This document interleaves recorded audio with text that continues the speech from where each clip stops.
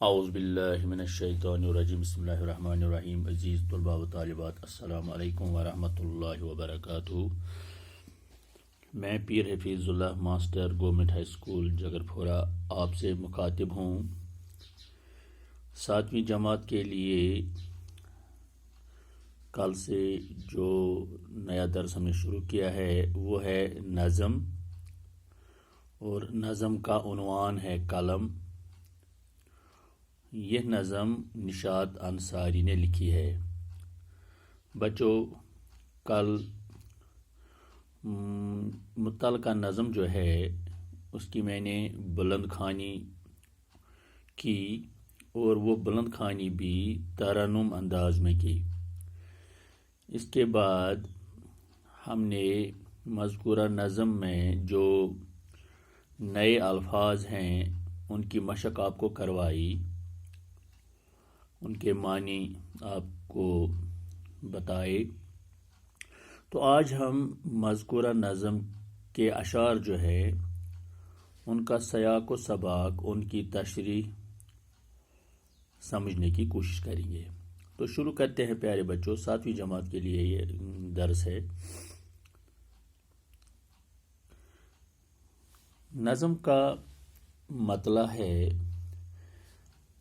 قلم کیوں چل رہا ہے پیچ و خم سے، یہ جا کر پوچھئے اہل قلم سے۔ جیسا کہ میں نے کل آپ کو بتایا، پیچ و خم کے معنی ہیں ٹیڑھا میڑھا، موڑ ظاہر کرتا ہوا، دائیں بائیں لکیریں کھینچتا ہوا۔ اس طرح سے اہل قلم ہو گئے وہ لوگ جو قلم کا استعمال کرتے ہیں۔ تو عام طور پر اہل قلم عالم لوگوں کو ہی کہتے ہیں۔ تو نشاط انصاری اس پہلے شعر میں فرماتا ہے: قلم کیوں چل رہا ہے پیچ و خم سے۔ جو یہ قلم ہے،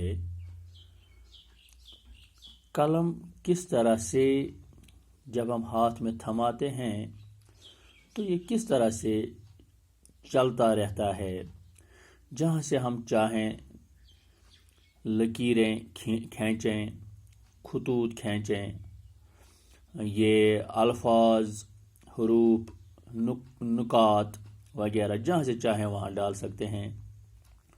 تو یہ جو اس میں پیچ و خم ہے، یہ ٹیڑھا میڑھا پن جو ہے، یہ جو چلنے کی طاقت ہے اس قلم میں، اس کی قدر کون جان سکتا ہے؟ اس کی قدر ایک اہل قلم ہی جان سکتا ہے، عالم ہی جان سکتا ہے۔ 2 سال کے بچے کے ہاتھ میں جب ہم قلم دیتے ہیں تو وہ لکیریں کھینچتا ہے، خطوط کھینچتا ہے۔ وہ اس میں وہ ڈسپلن جس کو ہم کہتے ہیں، اس کے لکھنے میں وہ نہیں ہوتا ہے۔ اس کے برعکس جب ہم دوسری تیسری جماعت کے بچے کے ہاتھ میں قلم دیتے ہیں تو وہ ٹیڑھا میڑھا لکھتا ہے۔ اس طرح سے جب 5ویں چھٹی کے بچے کے ہاتھ میں قلم دیتے ہیں، وہ نہایت صاف شفاف طریقے سے لکھنے کی کوشش کرتا ہے۔ اور جب 10ویں جماعت کے، 12ویں جماعت کے یا یونیورسٹی سطح کے یا پھر استاد کے ہاتھ میں قلم آتا ہے، وہ اس کو ایک نئی طرح سے، اپنے ایک انداز سے اس کو استعمال میں لاتا ہے، اس کو چلاتا ہے۔ تو کہنے کی بات یہ ہے کہ قلم کی قدر و قیمت جو ہے، قلم کا یہ موڑ جو ہے، یہ ٹیڑھا میڑھا پن جو ہے، لکھنے کی صلاحیت جو ہے، یہ ایک اہل قلم ہی ٹھیک ڈھنگ سے جان سکتا ہے۔ تو اہل قلم سے ہی قلم کے بارے میں آپ پوچھئے تو اس کے پاس قلم کی اہمیت ہے۔ جیسا کہ شیخ سعدی شیرازی فارسی کی ایک نظم میں قلم کی تعریف میں لکھتے ہیں: قلم گفتہ کہ من شاہ جہانم، قلم گفتہ کہ من شاہ جہانم، قلم کش را بھی جنت میں رسانم۔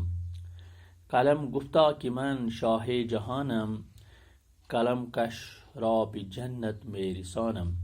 تو وہ فرماتے ہیں کہ قلم جو ہے یہ جہانوں کا بادشاہ ہے، قلم تو جہانوں کا بادشاہ ہے، اور قلم کش جو ہے وہی ہو گئے اہل قلم، قلم چلانے والے۔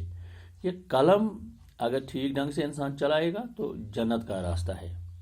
تو اہل قلم قلم کا استعمال کرتے ہیں، کس کس طرح سے ہیں تو شاعر نے نیچے بیان کیا ہے، عجائب اس کی سب گلکاریاں ہیں۔ تو قلم کی گلکاریاں جو ہیں، قلم جو پھول بناتا ہے، قلم جو نقشے بناتا ہے، نقش و نگار کے لیے استعمال کیا جاتا ہے، جو لکھائی کے لیے استعمال کیا جاتا ہے، اس میں کیا ہے، اس سے انسان حیران ہو جاتا ہے۔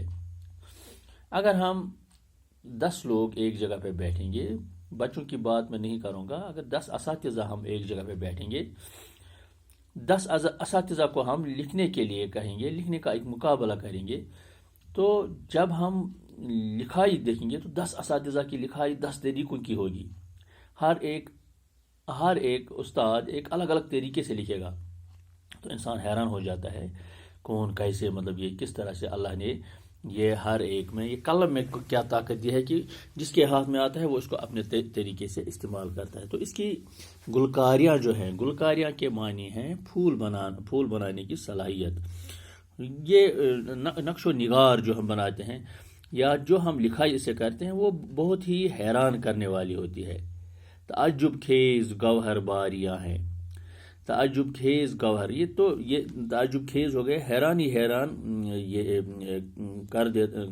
کر دیتا ہے یہ قلم، یا عالم جس کے ہاتھ میں یہ قلم ہوتا ہے، تو جو وہ اس سے لکھتا ہے، جو وہ تحریر جو وہ پیش کرتا ہے، ہمارے سامنے رکھتا ہے، تو وہ انسان اس سے حیران ہو جاتا ہے، کیونکہ یہ اس قلم کی یہی طاقت ہے کہ جو گوہر باریاں، یعنی کہ جو موتی ہی موتی برساتا ہے، عالم کے قلم سے ٹپکا ہوا ایک ایک لفظ موتی ہے، گویا کہ جس کے ہاتھ میں یہ آتا ہے وہ موتی برساتا ہے اس قلم سے۔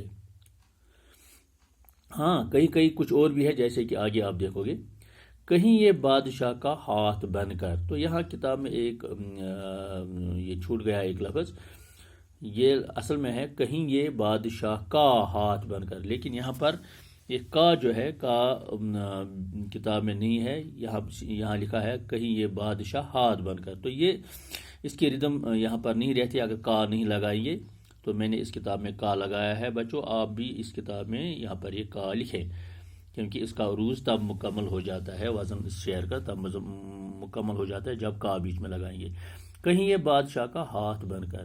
تو یہ قلم ہی ہے جو بادشاہ کے ہاتھ میں آتا ہے، تو کیا کرتا ہے، ہوا ہے عدل پرور یا ستمگر۔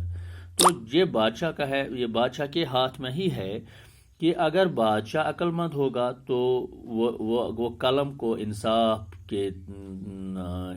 کے ہاتھ سے چلائے گا، وہ عدل پرور ہوگا، وہ لوگوں کو انصاف دے گا اس قلم سے، قلم کا بیجا استعمال نہیں کرے گا۔ اب اگر خدا نخواستہ بادشاہ ادھر ادھر کا ہوگا، جو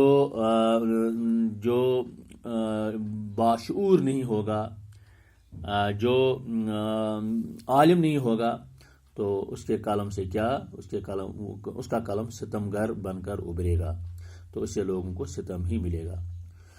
تو یہ قلم کی ہی طاقت ہے، اس کو اگر ہم استعمال کریں گے صحیح طریقے سے تو لوگوں کو انصاف ملے گا، اس کو صحیح طریقے سے استعمال نہیں کریں گے تو اس سے لوگوں کو ستم، تکلیف، مصیبت پہنچ جائے گی۔ تو یہ قلم کش جو ہے، اہل قلم جو ہے، یہ ان تک ہے کہ وہ قلم کو کس طرح سے استعمال کر سکتے ہیں۔ قلم کے ایک دستخط سے کسی کو پھانسی لگ سکتی ہے، قلم کے ایک دستخط سے کوئی 20 سالہ قیدی رہا ہو سکتا ہے۔ تو یہ قلم چلانے والے کا کام ہے کہ وہ قلم سے کیسے کام لے گا۔ تو بچوں 3 اشعار کو ہم نے سمجھنے کی کوشش کی، کل آگے بڑھیں گے۔ خدا حافظ۔